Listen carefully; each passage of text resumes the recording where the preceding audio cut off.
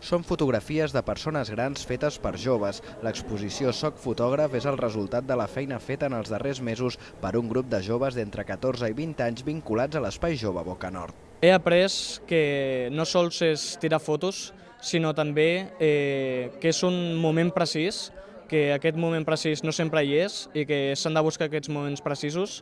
Després de rebre una formació, els participants en el taller van trobar-se amb gent gran del barri per reflexionar i de construir els estereotips sobre la tercera edad.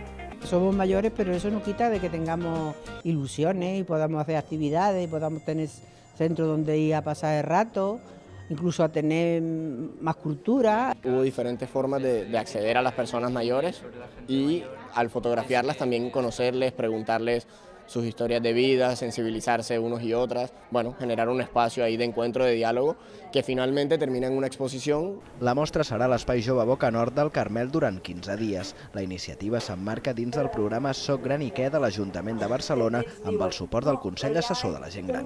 Jo al principi no m'imaginava que anava a ser aquest tipus. Guanyem esperant. Però l'edatisme és una cosa que fa uns anys